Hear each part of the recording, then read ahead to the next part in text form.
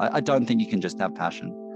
I think that if you're just passionate and you're grinding at it every day, like at some point reality is going to bite. You need a commercial underlying basis for what you're doing. And at the same time, I think just being lucrative, depending on how that comes, whether you're not passionate about it, or maybe it's not the most moral business model or whatever it is, I think at some point that's gonna, I think for most people, eat away at you. So I think passion and sort of having an underlying business model are absolutely prerequisites. In what exact balance and how you kind of tackle that is obviously going to depend on the person and the opportunity.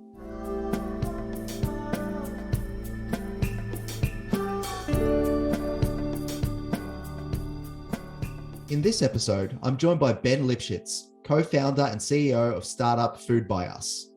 We talk about the hard work it takes to be an entrepreneur founding a startup. We also go through Ben's journey being a lawyer, running a footwear company, a data analytics company, and strategically changing FoodByUs to ensure that the business can be scalable. If you like this episode, please like, share, and review. Thanks very much.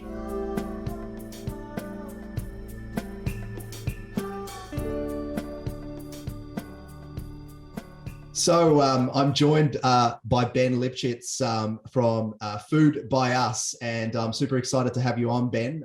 Thanks for being on. Yeah, thank you. Super excited to be here. Thanks, Joe. Yeah, look, not a lot of people, not a lot of our listeners potentially would know what you do, obviously. So perhaps you can give us a little bit of a background about you and also what you do. Yeah, I might start with the business because that's sort of a quick one or two sentences. So FoodByUs is Australia's largest hospitality marketplace. We essentially connect thousands of restaurants to thousands of suppliers, letting them place all their orders in one place. And we sit in the middle there, offering a one-stop shop, basically. So that's what we do. We've been going for a few years, and team size is about 70 now and growing. About me is yeah, I'll try to keep it short, but you don't have to. No, I studied law, but I sort of did a short stint in a large law firm and decided it wasn't a career path that I was going to be super passionate about. But also that work was something that I really wanted to, I guess, build as a big part of my life. So I felt that doing my own thing was going to be really, the path forward for me. So I started my first business at 24. That was a footwear company. And then I sold that by the time I was 30. And went into a sort of data analytics startup for a few years, which is where I met my current business partners. And then we started FoodByUs in 2016. So this idea that you've gone into being a lawyer and you backed out quick smart. What was it? I mean, you're not the only one. I believe one of my episodes with Tim Washington okay. Yeah, he also suggested that he went down that path and he backed out pretty quickly too. So what was it about that?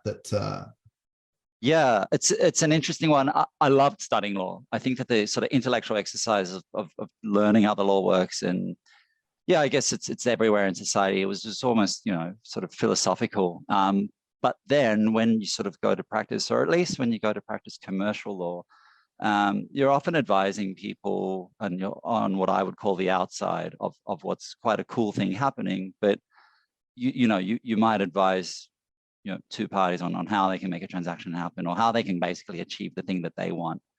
And I consistently found I'd rather be kind of the decision maker and on the inside driving, the pointy end of what's a commercial deal. That's commercial, or, I think if you were to sort of go into litigation or criminal law where, your role as a lawyer is more central to what's actually going on, it might be different. Mm-hmm. But for me, I liked business, and I thought the best part of business was being involved in business, not kind of advising. So that was my take on it. Mm-hmm. And yeah, as I said, I guess you want to be really passionate about what you're doing. And I sort of projected in my head a career in law, and I just thought I'm not sort of passionate enough to be really, really good at it. And it's the kind of career where you need to be really, really good at it to succeed, I think. That's a really good point. So, we often have to be passionate about what we do. And then when we are passionate about what we do, then success often will follow. So, what has led you to be passionate about Food by Us? What specifically drives you about this particular iteration of Food by Us? Yeah, I think part of what drew me to law was helping people, and I still think that's true in myself. And I think that's what drives me with Food by Us, which is that at the end of the day, you know, when I leave a hard day at work, what we're doing is helping the hospitality industry. It's a very old school industry. A lot of ordering still happens through pen and paper and text message and even fax. Wow. Yeah, the fax the fax. When the fax machine is alive and kicking in the hospitality industry. And so, you know, where you can use words like disruption or we're disruptors, and you know, that's kind of, you know, like a buzzword. But I think at the end of the day, it's really hard work. Being a chef is really hard. You're often placing orders at sort of 11 p.m. at night after service.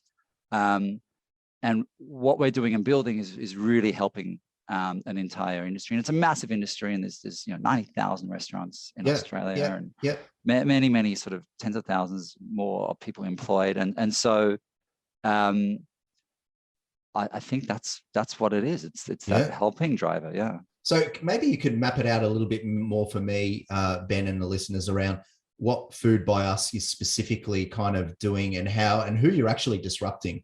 Who, you know, like, you know, who wouldn't be happy with Food by Us being around at the moment? Yeah, no, fair enough. Look, I mean, the simple one in terms of disruption is where there's no one who wouldn't be happy. I think what we're doing is disrupting old styles of communication. So who's not going to be happy? The fax machine's not going to be happy. Yeah. Or you know, sort of text messaging and all that. So there's not sort of one existing old school thing that we're, I guess, disrupting as much as an entire way of ordering and a sort of a method of running a restaurant. But I mean, just to take a step back, I guess, a lot of people don't really know that when you eat at particularly an independent restaurant, so forget sort of fast food or sort of large hospitality chains, we're talking about a restaurant you might find on Uber Eats or Menulog. It's like a corner pizza shop. At the back of house, the chef and or the owner is ordering from a number of different suppliers. There is no Coles or Woolworths for hospitality industry. So they're ordering their seafood from one person, their fruit veg from another, their meat from another. So aside from each of those different ordering methods, and yes, some of these guys have apps, but it's just an app that lets you order from the seafood guy. You've still got to do 14 more different orders from different suppliers. There's an insane amount of just opaqueness. There's no transparency in how it's priced. You know, the guy next door could be ordering from the exact same fruit veg supplier as you and getting a completely different level of service and pricing based on the relationship and their ability to negotiate and things like that.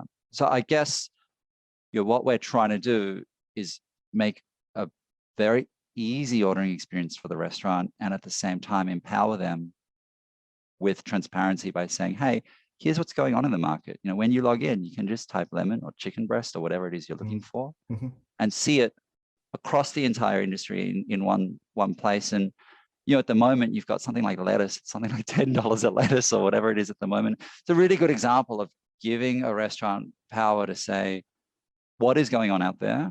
Is it just my suppliers doing this to me? Is this a marketplace trend? And more importantly, how can I find potential substitute products which are going to let me kind of improve my bottom line? Through creating this transparency, you're driving a greater efficiency in prices, you know, and so you've got this situation, obviously, where there's more competition between the suppliers. Would that be correct as well? That's true. So we work with our suppliers to try and essentially match make them with the right venue. Now, price is a factor. There's no two ways about it. And some suppliers will comment now and then, you know, is this a race to the bottom? Are your restaurants just coming on and looking for the cheapest lettuce or lemon or whatever? The reality is that it's just like in the real world. Like if you remove Food by Us from the equation, there are many different suppliers with many different prices, and there are many different factors beyond pricing that's going to impact why a restaurant chooses. So some suppliers have different delivery times.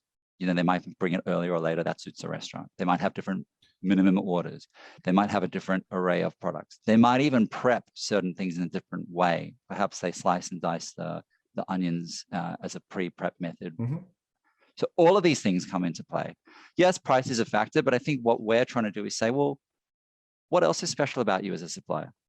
What else do you want us to promote that's going to make that restaurant work with you? Because, yeah, we're bringing transparency, but if all you've been working on as a supplier for the last 20 years or however long you've been in business is we're the cheapest in town, or we're not the cheapest in town, or whatever it is, well, you know, at some point, whether it's FoodByUs or not, you were kind of gonna get disrupted, you know? Yeah, that makes sense. So, you know, is there some way that you've in your tech and your technology that you've been able to sort of focus on other aspects of the product? Yeah, 100%. So you don't just see prices; you will see a rating. Yep. The rating is not just based on what the community says, but also our data analytics on how well they deliver, if they ever deliver short or substitute or anything.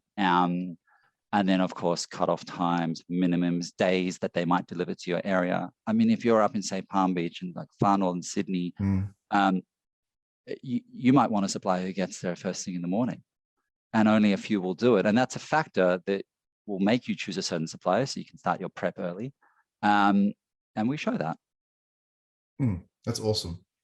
Do you think these ideas, you know, moving from on the journey that you were talking about with the shoe business and the data analytics business, do you think you were kind of born to be more of an entrepreneur, or do you think that that's something that you kind of just willed on yourself? I think it's definitely, yes, somewhere in my makeup, I would say. I think I'd be a terrible employee.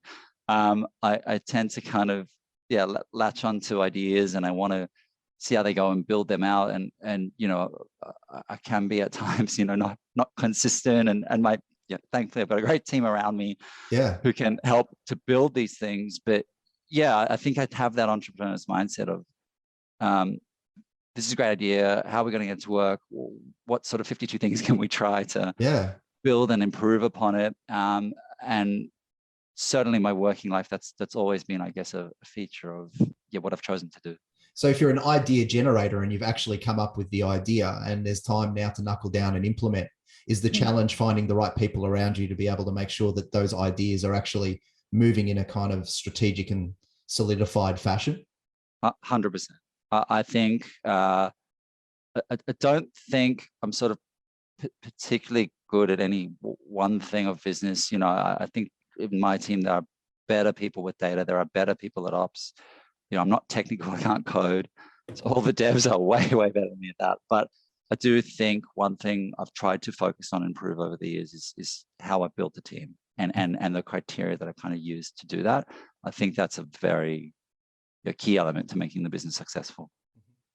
So, you know, obviously there were some successes, and I'm sure there were some mistakes made in the footwear company that you started. Can you give us a little bit of a rundown on why you started that and what you learned from some of the mistakes that you may have made that actually helped you? Our company was called Flipsters, and like my quick summary, it was actually like a folding shoe. It was designed for women with the high heels. So they take them off and they sort of unfold this pair of, you know, flats or sort of flip-flops, whatever the design was. But yeah, my sort of quick summary of that is it was sort of bad tasting medicine, but the patient needed it, because I think at that point I'd sort of come out of law and I sort of thought, you know, I'm going to start this business, and I was definitely too confident and didn't appreciate how like bloody hard it is to get an idea off the ground. And so there were just ton of learning, is mostly just getting smashed every day at how much harder something was to implement than I thought, and how much longer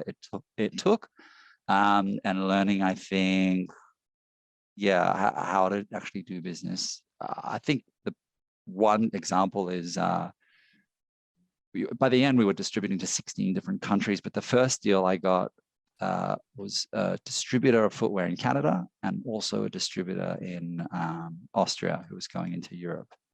And we did this big order out of our factory in China. And because the first few orders had gone fine, we just kind of thought, well, they're fine. We don't need to really QA the shoes that much. They've made them before, you know, and they'll make them again. that batch of shoes went to 3 different container loads. One came to Australia for us to sell here, and one went to Canada, and one went to Austria. And Australia is obviously closer to China, so we got ours first. Opened them up, and all the shoes started tearing. And it turned out that the rubber compound that they were meant to use on the folding mechanism was wrong, and therefore it was brittle, and it just kept tearing. So our first international deals, I had to call through to the Canadian distributor and the Austrian and just said, look, the shoes that are on the water now that are coming to you, the container is just broken. Yeah. Sorry, we're going to have to try this again. And it was crushing, just so upsetting. We'd put so much money and time and effort, and it was meant to be the growth point of the business. And it was just, that was really hard. Yeah. Like, I think this is really important, because I think people actually end up looking at the shiny product that is, successful and has made it. And they say, look, anyone can do this. This is easy. But the ability to be able to deal with these kind of errors and still have the confidence to, front up again and do it again is what I think separates, an entrepreneur that is actually able to stand the test of time and one that isn't. I think, and I think part of those learnings are there's always a solution, and it's never as bad as it seems. So at that time, my first reaction was, how bad could this be? And is every shoe kind of broken? So we were just tearing through sort of boxes of shoes. So there was almost like a bit of denial, and then it was just kind of a day or two of just sort of wondering if there's a way I could not tell the guy in Canada and Austria, And then, you kind of bite the bullet and you start to deal with it and get to more pragmatic sort of problem solving point of view. And we found a way, and we continued to do business with them. And I think that definitely carried that element through to FoodByUs. And feedback I definitely get from the team is, I can be very kind of calm in a crisis. And I think a lot of that has come from just, there's always a way forward. Like, it's never that bad. And so often when everyone's kind of freaking out around me, I'll we'll find a way. Like, it's, and I think that's an important thing to learn early. Yeah, it's an important lesson for sure. I'm also aware that even your journey within FoodByUs was a bit of an interesting one as well. When you started, you correct me if I'm wrong, but you started as a person-to-person kind of business, thinking about it as the Airbnb of food, right? And there were a lot of successful aspects of that. But can you talk to us about how you moved from that P2P to B2B scenario and why you did that? Yeah, absolutely. So at the time, there was Uber for transport and Airbnb for accommodation, and we realized no one had done it for food. And so that was the original idea: is that Joe can kind of make a cake or meal and sell it to Ben. I think. So this is, sorry, Ben, this is individuals at home. I like to make a mushroom pasta. Perfect. I make it at home, and then I'm basically selling it to my friend who's 2 suburbs down the. Yeah, and that was the idea. And in fact, that technology is still what drives FoodByUs today. We've just applied it differently, where it's restaurants and wholesalers for reasons which I'll go into. But yeah, that's what we built. And naturally, everyone's mind goes to what about food poisoning and safety, and that's exactly what we focused on. So we worked closely with the New South Wales Food Authority. We had all sorts of checks and balances. We didn't have a single case of food poisoning. The average buyer review was 4.85 out of 5. So people loved it. And I guess this is sort of the experience from the data analytics side. And from my first company, we looked very closely at the data very early on. And the network effect wasn't there, because what was happening is these people who were supplying, they had day jobs. They were teachers or doctors or lawyers or whatever. And they liked cooking and they liked making a cake. Everyone was sort of like a master chef in their private life. When we started getting volume, we would push them, instead of 10, 20 meals a week to make, it would be 30, 40, 50. And they were opting out the network. They were basically saying, I don't want to be part of FoodByUs anymore because it's too busy. And the bigger we grew, and we saw people dropping off as they got bigger. So the bigger we grew, the more our supply crunched. And we realized very quickly, people might like this from a buying point of view, but if we can't pump out as a marketplace, hundreds of millions of sales every year, and keep our suppliers, we're never going to make this work. And so we sort of started shifting towards wholesale and working between that space, because you've got huge suppliers you can pump out volume, no problem, and you've got these great restaurant buyers who need volume, and that volume turned out to be, I think, the key that we needed to really start monetizing, and then you're making a revenue generating business. So that made it a commercial success. But in the early iteration of it, in the P2P business, you actually did find that there were some positive aspects, and that sort of interconnectedness and that feeling of community was really fostered in that early way. Were you able to migrate that intangible of creating that community into the bigger brother?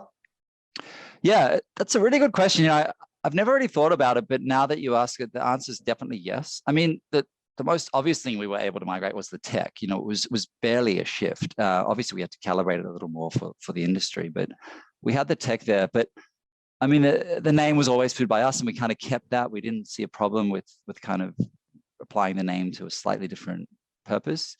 And certainly in the beginning days, when we were working, with local cafes, asking them, where do you get your bread from? Where do you get your fruit veg from? It was very communal, and there's definitely a bit of that in the DNA. It's more, I think, commercial now and higher volume, and we're dealing with much larger suppliers and buyers than I think when we started. But there's definitely an element of that in the company. Mm-hmm. Do you think as well, having the involvement of the guys from Menulog was super important as well in terms of in driving the business as well? Like, how did they contribute? Yeah, so Tim and Gary are my co-founders, and they were involved with Menulog in the early days, and helped code and put the whole thing together. It definitely helped in a couple of ways, particularly in the early days of Food by Us. One was we together understood marketplace dynamics. So we knew from the Menulog days there were tons of consumers who were the buyers and tons of suppliers who were restaurants, and that double-sided fragmentation was really important.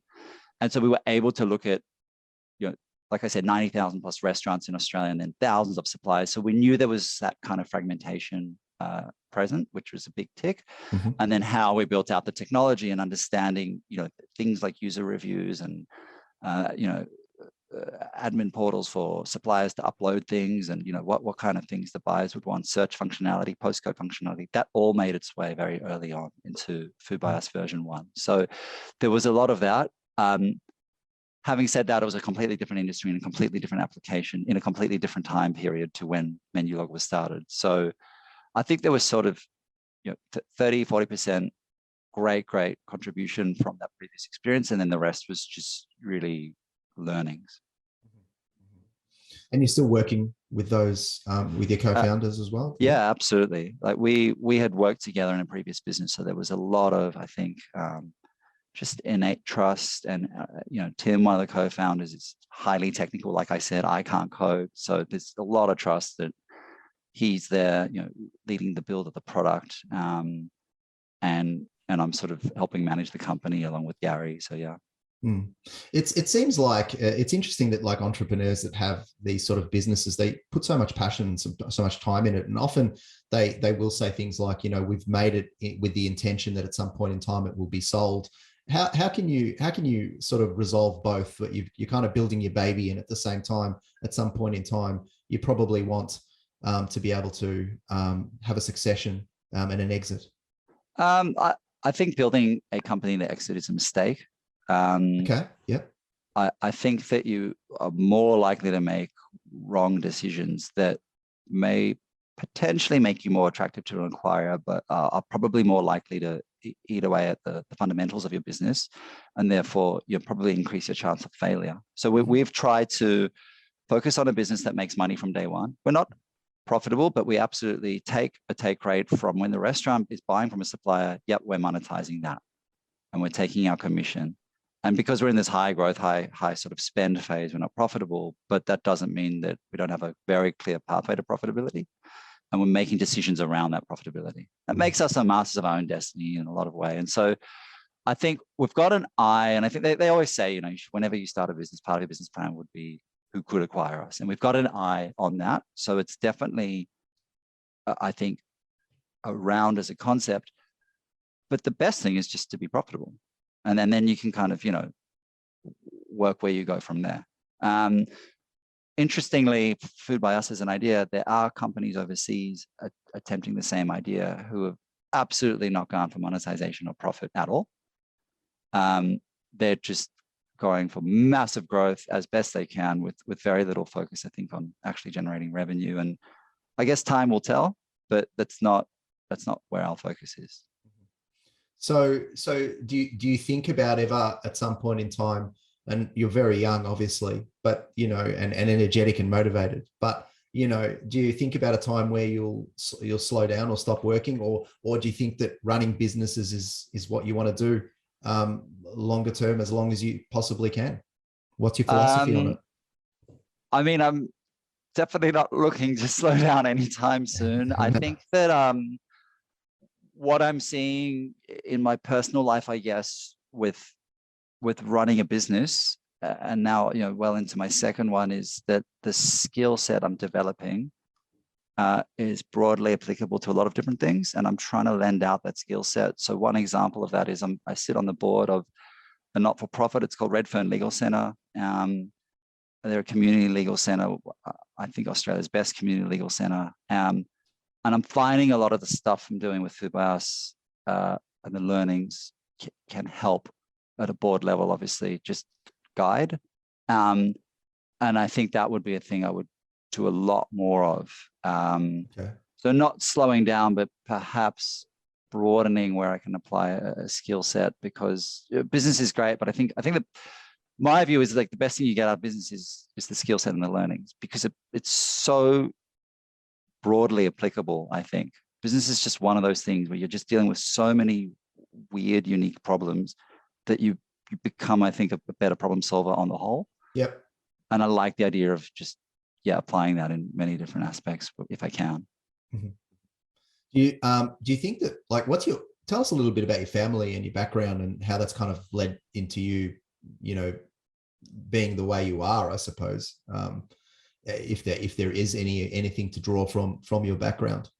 I think there's always obviously a bit of a connection there. Yeah, so I wasn't born in Australia. I was born in South Africa, in Cape Town. So I'm the youngest of three brothers, and my family immigrated to Sydney when I was 3. So I don't have a lot of memories of Cape Town just because I was so young. But I think part of that immigration and also being the youngest of 3 was just, I was always allowed, I would say, a higher degree of independence.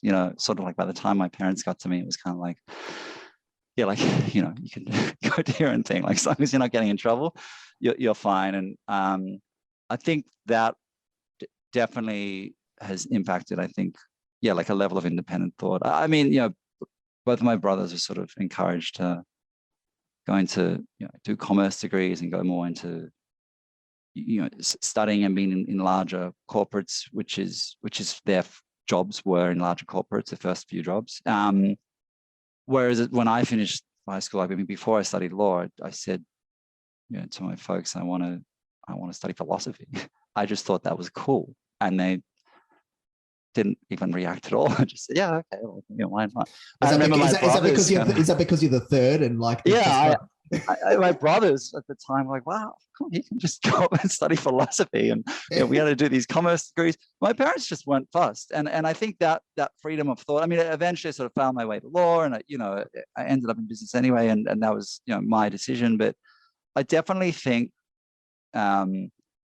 being the youngest has given me, and also that process of immigration has given me, I think, a bit of freedom of thought, I think, and I've applied that, I guess, in my career. Yeah, it's no small thing to have a family and move it from one country, completely different jurisdiction to another, and as a young person as well, have to adapt and have new friends and all of that sort of stuff.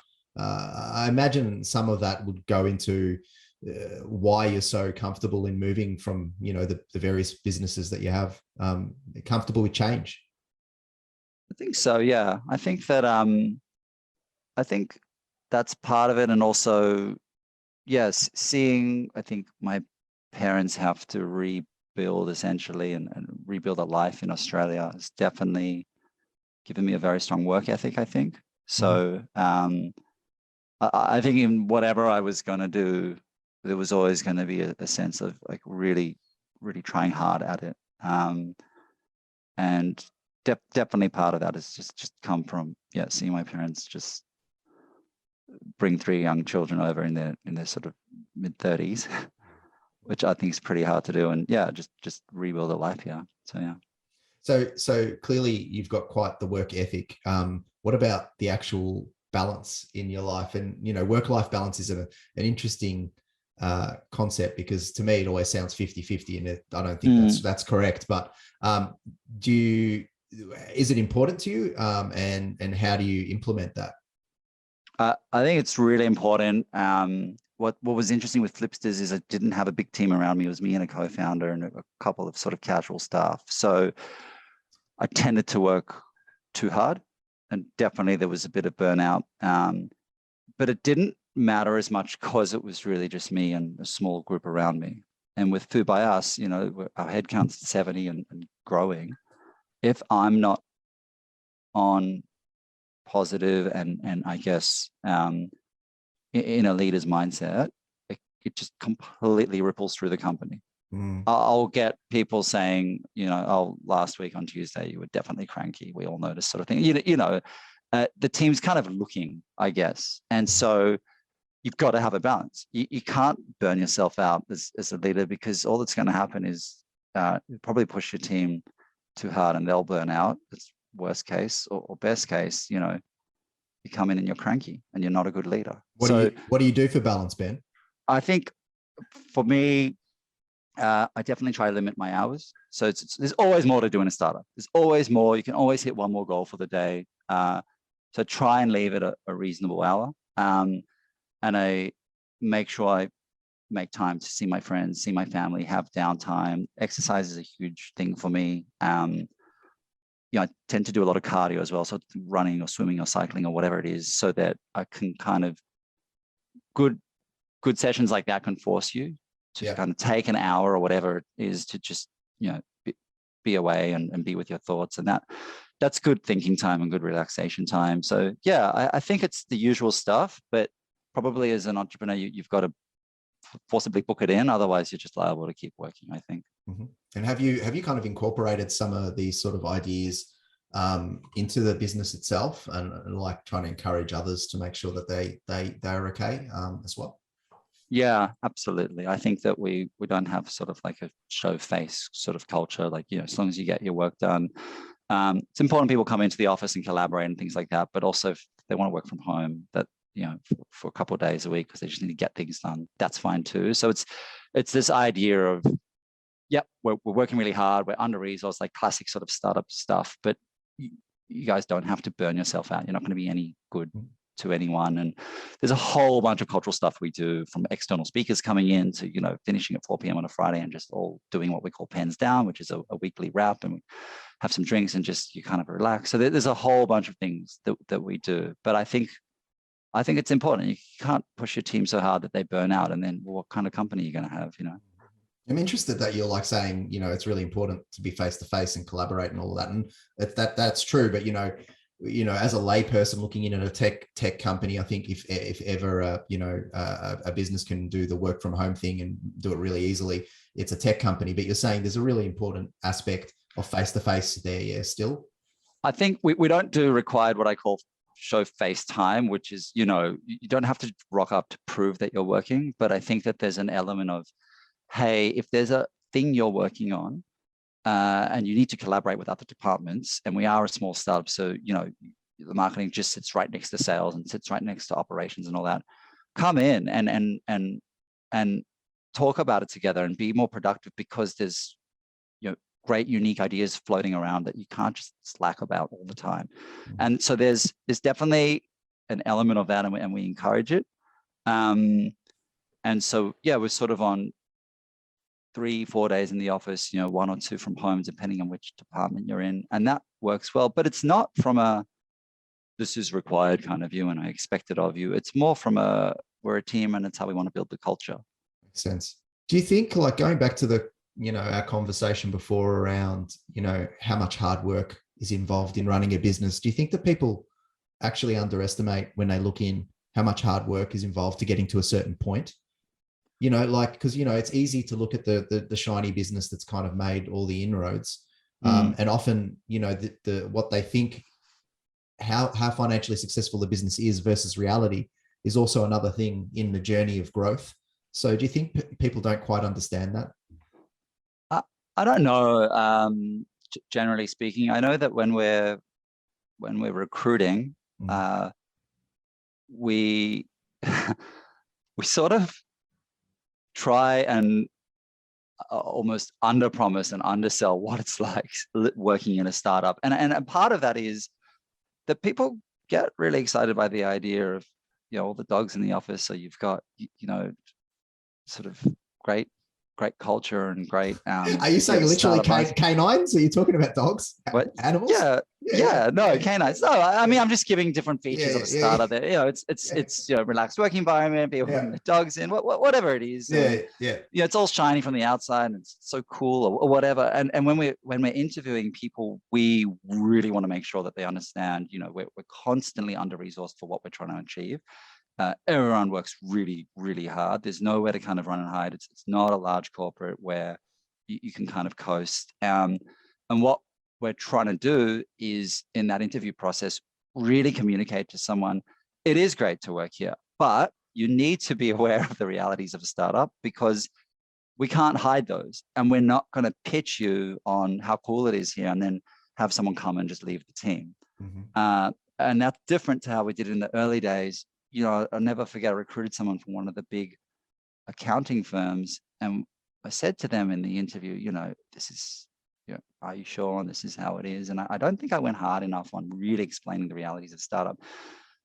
And they were really happy to join and really excited, and they wanted to leave, quote unquote, that corporate life, but they didn't last long. It just wasn't the right fit. And I'm sure you wanted it to work. That's why 100%. You weren't pushing it that hard, because you were like, maybe I don't want to frighten them off. Maybe they'll be okay as well. Exactly. And I felt really sort of bad after that. I hadn't done more to, I think, really educate the candidate on the realities. And so now we really push it. So to answer your question, I don't know how people view sort of the inside of a startup, but definitely when we're recruiting, it's a thing that we try and just be honest about.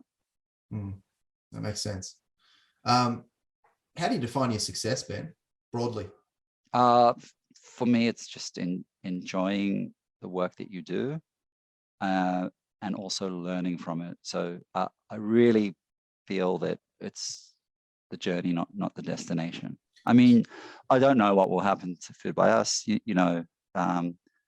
Startups fail every day. They get massive every day. Like who knows? And it could go any which way. But I think for me, each day I'm learning a lot. I feel like I'm helping a lot. I'm contributing a lot.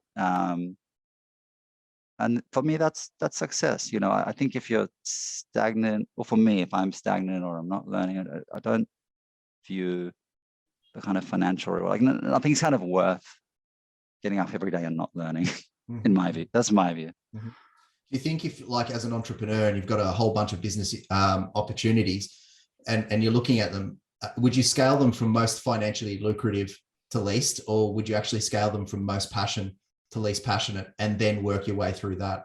How would you go about it? It's a really good question. And it's probably an annoying answer, but it's just how I feel, which is I don't think it's either or. I don't think you can just have passion. I think that if you're just passionate and you're grinding at it every day, like at some point reality is going to bite. You need a commercial underlying basis for what you're doing. And at the same time, I think just being lucrative, depending on how that comes, whether you're not passionate about it, or maybe it's not the most moral business model or whatever it is, I think at some point that's gonna, I think for most people, eat away at you. So I think passion and sort of having an underlying business model are absolutely prerequisites. In what exact balance and how you kind of tackle that is obviously going to depend on the person and the opportunity. So, what's keeping you up at night and what's still to do? It sounds like there's a fair bit. At the moment, okay. So say there's sort of 30,000 restaurants on Uber Eats or Menulog or whatever. So that's kind of like, okay, those are the independent restaurants in Australia that have at least embraced technology in terms of, delivery services. So let's look at that as our potential target. We're at 1,000 restaurants or a bit more than that. So scale is what keeps me up at night, because I don't think 1,000 restaurants is still dealing with, do people like this? Like, do we have product market fit? Like there's something here. There's objectively something here. And we're pushing, millions and millions of dollars every month through the network. But so how are you, so in tangible terms, how are you acquiring more restaurants in the sense of like getting more people, more restaurants on board? Are you knocking on restaurants? What's the strategy here? Yeah, exactly. Well, that's the question. So, I mean, with scale, like what I'm about to say to answer your question is not necessarily what I'd want to be doing a year or two from now. So old school industry, chefs and owners love people. They love talking to people, being sold to by people. And definitely when it comes to tech, they don't want to be called on the phone and sort of onboarded digitally. So we have a very large, I think, relative to the size of the company, a very large sales force. And we are out there, yes, door knocking, obviously getting referrals, working with our suppliers, working with other technology companies. We do a lot of that. We work with Xero, we work with Deputy, we work with Lightspeed, really building in that tech ecosystem. And just getting out there and selling it. But, fine, that gets you to whatever, 11, 1,200 restaurants. Is that going to get you to 30,000? Maybe. But I think that we've got to scale more and find ways of really getting a deeper market penetration for our product. And that's what keeps me up at night, because I think that's a completely different challenge to, let's get another 4, 5, 6 reps and sort of chuck them on the road. And, it's got to be some kind of structural, I think, shift, which is going to get us to the next sort of 5, 10,000 restaurants. And that's the challenge we face at the moment. When I say, leaving a legacy, what does that mean to you in the context of FoodByUs? A lot of it is the people who come through here. Like I always say to them, you're not going to be here forever. I'm not going to be here forever. Like there's a very open discussion all the time that no one's at any job forever. So part of the legacy I'd like, I think, for FoodByUs is that the people who come through and work here carry something on to the rest of their career. So really try hard to push people, to grow people, to give them way more responsibility than they're probably used to. And from FoodByUs, I've seen people go to some really, really great jobs. And sometimes that sucks because you don't want to lose them, but there's always an element of, I knew them when they came in, and now look, they're going into this great new role. So I think that's part of a legacy. And then I think definitely the impact on the industry, because it is such an old school industry. I would love to push the digitization of how venues order all their supplies just that little bit further. Are we going to fix it all? Maybe not, or maybe not in my lifetime. But I think that's something of a legacy, is to just bring this surprisingly just old way of doing things into a bit more of a modern context. For so much complexity in what you're doing, in some ways, when I think about it and I simplify it, you've seen a problem and you're trying to fix it. And that's what the greatest, entrepreneurs are all about. And I think, running a startup is not easy. It's challenging. And, it's so, I'm so thankful to have you on today to speak to the listeners out there about your insights about running a startup and the challenges and the opportunities that exist. So I'll end with a question that is always very challenging for everyone to answer for some reason. Okay, I'm ready. And it's the silliest one of the lot. What is your spirit animal and why? My spirit animal? Yeah. No one has ever asked me that. No. I love the oceans. It's definitely be a sea creature. I'd probably say a dolphin. I just view them as very sociable, very friendly, very sort of fun and just enjoying life sort of creatures. And I just love the idea of how they move through water. I think great. So I'm going to go with dolphin. You answered that masterfully. Perfect. But thanks for coming on, Ben. Really appreciate it. Yeah, no, thank you for having me. Really appreciate it. Perfect. I hope that this one was enjoyable to listen to and there were some moments of value. If you have resonated in any way with the sentiments of this podcast, we would be delighted to direct you to our website, www.itsneveraboutmoney.com.au, for more free resources and education aimed at improving your capacity to make sound financial decisions for the benefit of your family. We wish you every success, however you define it.